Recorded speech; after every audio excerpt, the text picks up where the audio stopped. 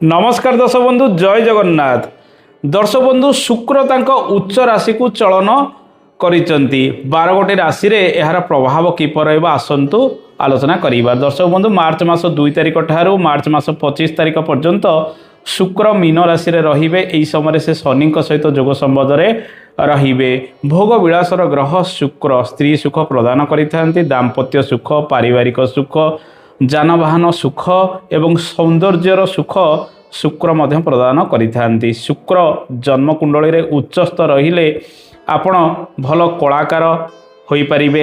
Architecture ठारू आरंभ करी विभिन्न क्रिएटिविटी संबंधित कार्य क्षेत्र में सफलता मध्य पाई परिबे। ए शुक्रंक चलन मेष ठारू मीन पर्यंत राशि रे प्रभाव किपरि रहिबो जानिया पूर्व आसंतु जानिबा शुक्र ग्रहंकर किछि प्रतिकार। जदि आपणकर जन्म कुंडली रे शुक्र दुर्बल रहिछि हुए तो आपणकर विवाह विलंब हो पारे, वैवाहिक जीवन में सुख भल भाव मिल न पारे। से आपण मध्य प्रतिकार प्रत्येक दिन करंतु।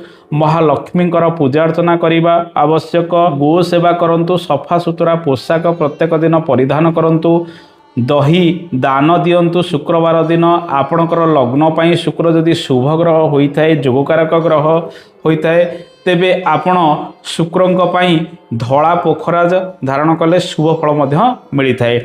दर्शक बंधु मेष राशि भाग्यफल किपर रहिबो आसंतु से विषय में आलोचना करिबा। मेष राशि द्वादश स्थान रे शुक्रंकर चलन रहुतिबारु एई समय खर्च बुद्धि व्यय वृद्धि विभिन्न दिगरे लागि रहिबो। आपण एई समय विदेश गस्त करिवार संभावना रही किंबा विदेश रु घर को आसीबार संभावना मध्य यह बढ़ाई पारे। आपण एई समय निजर व्यवसाय वाणिज्य अधिक इन्वेस्टमेंट करिवे। धन जेमिति रोजगार सेमिति खर्च एई समय लागि रहिबो। हाथ रे बैलेंस कमी रहिबो बा निजर रोजगार को नहीं आपण बेले बेले चिंतित रहिबे। किंतु भोग विलास ठारू आरंभ करी विभिन्न किणाकिणी रे आपणकर खर्च बढ़िबो। वाइफिंक पिछरे बा स्त्रींक पिछरे खर्च बढ़िबो। कोनोसी ऋण इत्यादि नवार संभावना मध्य एहा बढ़ाई पारे। सामान्य स्वास्थ्य हानि बेले बेले होई पारे। से सब को नहीं डाक्तरंकर परामर्श मध्य आपणकर एई समय रहिबो। दर्शक बंधु एबे आसंतु जानिबा वृष राशिर भाग्यफल किपर रहबा। आपणकर राशिर अधिपति शुक्र एकादश स्थान रे उच्चस्थ होई चलन करिवे। कर्म क्षेत्र में नूतन सफलता, कौन जिनपतर आप समय किणाकिणी कर सहित विभिन्न व्ययबहुल जिनपतर किणाकिणीर सुजोग पाइबे। लव लाइफ रे आपणकर सफलतार हार अधिक रहिबो। विद्यार्थी माने पाठ पढ़ारे भल सफल हो पारे। कॉम्पिटिटिव एग्जाम क्षेत्र में आपन कृतकार्य हबार संभावना रही। नृत्य कला संगीत इत्यादि क्षेत्र में जो मैंने रही से भल लाभ समय पाइपारती। जो मैंने क्रिएटिविटी कार्य करुँच, हस्तशिल्पर कार्य करुँच, से समय भल सुजोग भल लाभ विभिन्न कर्म क्षेत्र पाइबार संभावना रही। कर्म क्षेत्र में नूतन अपरच्युनिटी आसीबो। नूतन कर्म आरंभ करिवार सुजोग आपण समय पाइबे। आपणकर रोजगार बढ़िबो, मान सम्मान वृद्धि हम, शत्रु माने पराजित हेबे। आर्थिक क्षेत्र में उन्नति लाभ होबार संभावना एई समय अधिक रही। दर्शक बंधु एबे आसंतु जानिबा मिथुन राशिर भाग्यफल किपर रहबो। मिथुन राशिर दशम स्थान में शुक्रंकर चलन रहुतिबारु नूतन कर्म आरंभ करिवार सुजोग आपण एई समय पाइबे। भाग्य भविष्यत क्षेत्र में उन्नति आसीबार संभावना रही। कामर चाप टिके अधिक रहिबो।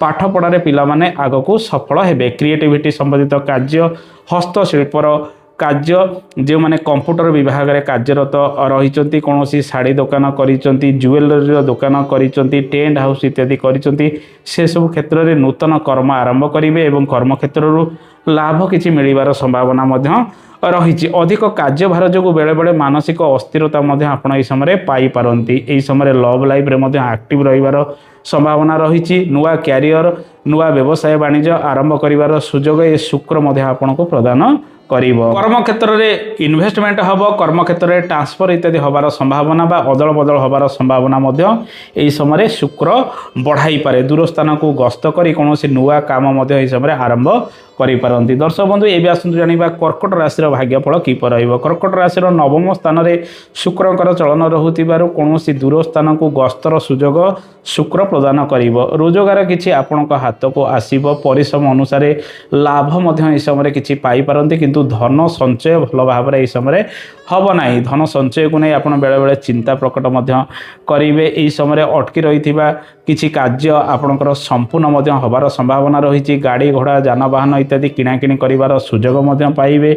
परिवार सहित उत्तम संपर्क वृद्धि पाइबार संभावना रही। स्वास्थ्य को अधिक यत्नवान करंतु। यह सहित शुक्र नवम चलन करुथिबार कौनसी तीर्थस्थल को भ्रमण इत्यादि करिवार सुजोग बा बुलाबुली करने समय मध्य अनुकूल रहिबो। से सब दिगरे आपण यत्नवान ही आगक बढ़ी पारे। दर्शक बंधु एवं आसतु जानिबा सिंह राशि फलाफल किपर रहिबो। सिंह राशि अष्टम स्थान में शुक्रंकर चलन रहुथिबारु शुक्र आपणकर स्वास्थ्य को नहीं चिंता प्रकट बेले बेले कराई पारंती। विशेषकर गुप्त अंगरे बेले बेले पीड़ा अनुभव करेंगे। यही समय असंपूर्ण कार्यगुड़िक संपूर्ण हबारे विलंबता लगी रहिबो कारण आपणकर राशि कर्माधिपति शुक्र अटंती। बेले बेले आकस्मिक वृद्धि आकस्मिक हानि होबार संभावना रही। कर्म क्षेत्र में चाप बेले बेले परिलक्षित करेंगे। मानसिक अस्थिरता बेले बेले लगी रहिबो। कर्म क्षेत्र में उत्थान पतन आसीबो। किछि शुभ संवाद बेले बेले पाई पारंती। मान सम्मान आपणकर वृद्धि पाई पारे। कहा सहित कली झगड़ा मनमालिन बेले बेले शुक्र बढ़ाई पारे। जीवा आसिबा धाँ धौड़ा अनेक समय लगी रहिबो। कर्म क्षेत्र में चाप सहित परिश्रम यह समय अधिक लगी रहिबो। हुए तो किछि कामरु आपणकर सम्मान बढ़िबार संभावना रही। इंश्योरेंस सेक्टर इत्यादि क्षेत्र में आपण यह समय अधिक निवेश करेंगे। गवेषणा क्षेत्र में अधिक निवेश करि पारंती। जल यात्रा करी दूर स्थान को गस्तर सुजोग ए शुक्र प्रदान करें। स्वास्थ्य को नहीं डाक्तर परामर्श यह समय रहिबो। कोर्ट केस विवाद इत्यादि क्षेत्र में खर्च बढ़िबार संभावना रही। दर्शक बंधु एवं आसतु जानिबा कन्या राशि भाग्यफल किपर रहिबो। कन्या राशि सप्तम स्थान में शुक्रंकर चलन रहुथिबारु घर को जदि विवाह प्रस्ताव आसुची फाइनाल करने चेष्टा करंतु। आगामी दिन में विवाह कार्यगुड़िक आपण हुएत संपादित करि पारंती। एही समय शुक्र आपणकर भाग्य क्षेत्र में किछिटा उन्नति आणिबो किंतु स्वामी स्त्री मध्य दाम्पत्य जीवन में मनमालिन उपजिबार संभावना रही। परस्पर मध्य बुझामणार अभाव होई पारे। आय जेमिति व्यय सेमिति लागि रहिबो। इन्वेस्टमेंट आपण नूतन व्यवसाय वाणिज्य करिपारंती। भागीदारी रे कौनसी नुआ कार्यगुड़िक आपण एही समय करंतु नाही। समस्या सेतिरे किछि बढ़िबार संभावना रही। दर्शक बंधु एबे आसंतु जानिबा तुला राशि भाग्यफल किपर रहिबो। तुला राशि षष्ठ स्थान में शुक्रंकर चलन रहुथिबारु देहपा आपणकर बेले बेले खराब होई पारे। विशेषकर किडनी संबंधित रोग वृद्धि गायनिक इश्यू त्वचारे समस्या ये सब रोग को नहीं आपणकर चिंता लगी रहिबो। परिसर रे किछि समस्या बेले बेले बढ़ी पारे। कौनसी महिला व्यक्ति सहित आपणकर संपर्क हानि होबार संभावना रही। परिश्रम आपण एही समय अधिक करेंगे। विभिन्न कार्य को नहीं आपण व्यस्ततार एही समय रही पारंती। शुक्रंकर चलन षष्ठ स्थान में रहुथिबारु घर ऋण वृद्धि पाइबार संभावना रही। ऋण जनित कार्य आपण व्यस्ततार रही। चाकरी बाकरी क्षेत्र में आपणकर भल कर्म अनुसार फल टिके एही समय टिके कमी मिलबार संभावना रही। आपण प्रत्येक दिन विभिन्न क्षेत्र में जीवा आसिबा धाँ दौड़ करेंगे। विभिन्न कर्म को नहीं खर्च वृद्धि आपणकर एही समय लगी रहिबो। स्वास्थ्य को नहीं डाक्तर परामर्श समय अधिक लगी रहिबार संभावना रही। डेली इनकम आपण पाखक आसिले विभिन्न दिगरे खर्चांत होबार संभावना रही। यही समय कॉम्पिटिटिव एग्जाम क्षेत्र में छात्र छात्री मैंने बहुत परिश्रम करिवार संभावना रही। दर्शक बंधु एवं आसतु जानिबा बिच्छा राशि भाग्यफल किपर रहिबो।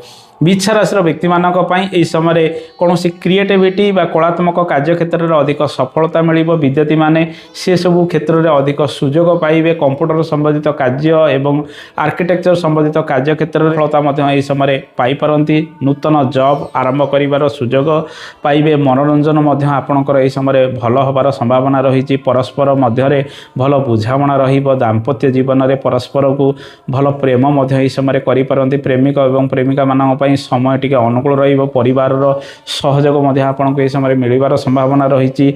शिक्षार एवं आपणकर प्रेमिक प्रेमिका पिछे किसी खर्च बढ़िबार संभावना रही। पेट संबंधित रोग वृद्धि किसी खर्चांत होबार संभावना यही समय रही। यही समय किणाकिणी ठार आरंभ कर बुलाबुली समय अनुकूल रहिबो। शुक्र पंचम रहुथिबारु आपण रोमांटिक हेबे। विभिन्न भल खाद्य द्रव्यर सुजोग आपण एही समय नहीं पारंती। पाठ पढ़ारे टिके बेले बेले सामान्य अवहेला प्रदर्शन कले आपण ठीक समय सबकिछि सारी देवाई बहुत परिश्रम यही समय करेंगे। व्यवसाय वाणिज्य उन्नति आसीबो। नूतन कारोबार आरंभ करिवार सुजोग शुक्र आपको प्रदान करिबो। दर्शक बंधु एवं आसतु जानिबा धनु राशि व्यक्ति फलाफल किपर रहिबो। धनु राशि व्यक्ति चतुर्थ स्थान में शुक्रंकर चलन ରହୁଥିବାରୁ ଶୁକ୍ର ଆପଣଙ୍କ ଜୀବନରେ ବିଶେଷ କରି ଏହି ସମୟରେ ଜମିବାଡ଼ି କାର୍ଯ୍ୟ ସହିତ ଯାନବାହନ ସମ୍ବନ୍ଧିତ କାର୍ଯ୍ୟକ୍ଷେତ୍ରରେ ସଫଳତା ପାଇବେ।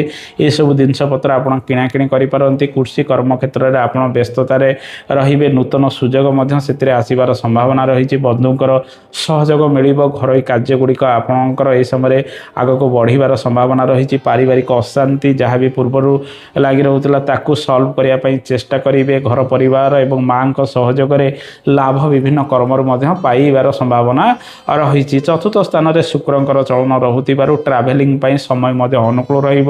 ଆପଣ ସେସବୁ ଦିଗରେ ଆଗକୁ ମଧ୍ୟ ଯତ୍ନବାନ ହୋଇପାରନ୍ତି। କେହି ଶତ୍ରୁତା ଆଚରଣ ଆପଣଙ୍କ ପରିବାର ପିଛରେ କରିପାରନ୍ତି। ଯତ୍ନବାନ ଟିକେ ଅଧିକ ରହିବା ଆବଶ୍ୟକ। କର୍ମକ୍ଷେତ୍ରରେ ପରିଶ୍ରମ ଅନୁସାରେ ଫଳ ମଧ୍ୟ ଆପଣଙ୍କୁ ଏହି ସମୟରେ ଭଲ ମିଳିବ।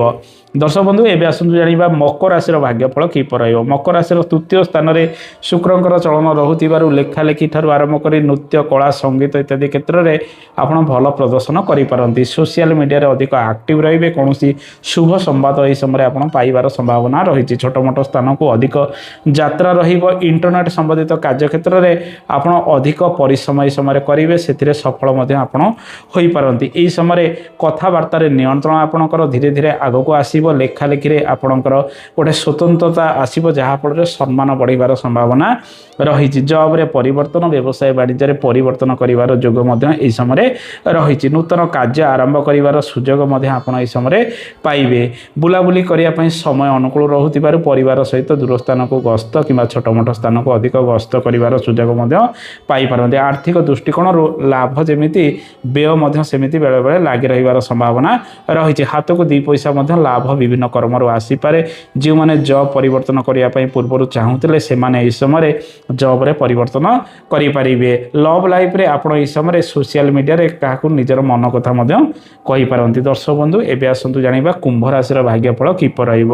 କୁମ୍ଭ ରାଶିର ଦ୍ୱିତୀୟ ସ୍ଥାନରେ ଶୁକ୍ରଙ୍କର ଚଳନ ରହୁଥିବାରୁ ଘରକୁ ଯଦି ବିବାହ ପ୍ରସ୍ତାବ ଆସୁଛି ଫାଇନାଲ କରିବା ପାଇଁ ଚେଷ୍ଟା କରନ୍ତୁ। ଆଗାମୀ ଦିନରେ ଶୁଭ ଫଳ ଆପଣଙ୍କୁ ମିଳିବାକୁ ଯାଉଛି। ଆୟ ଯେମିତି ବ୍ୟୟ ସେମିତି ଏହି ସମୟରେ ଲାଗି ରହିବ। କିଛି ଶୁଭ ଖବର ମଧ୍ୟ ଆପଣ କୌଣସି ସୂତ୍ରରୁ ପାଇପାରନ୍ତି। ସ୍ୱାସ୍ଥ୍ୟ କ୍ଷେତ୍ରରେ ଛୋଟ ମୋଟ ସମସ୍ୟା ବଢ଼ିପାରେ। କଥାବାର୍ତ୍ତାରେ ଆପଣଙ୍କର ନିୟନ୍ତ୍ରଣ ଆସିବ। କୁଟୁମ୍ବଜନକୁ ନେଇ ସମସ୍ୟା ଗୁଡ଼ିକ ଦୂରୀଭୂତ କରିବା ପାଇଁ ଆପଣଙ୍କର ଚେଷ୍ଟା ପ୍ରଚେଷ୍ଟା ମଧ୍ୟ ଅଧିକ ଲାଗି ରହିବ। ଭାଗ୍ୟ କ୍ଷେତ୍ରରେ ଅଧିକ ଉନ୍ନତି ପ୍ରଗତି ଆସିବାର ସମ୍ଭାବନା ରହିଛି। ପରିଶ୍ରମର ଫଳ ଅଧିକ ମିଳିବାକୁ ଯାଉଛି।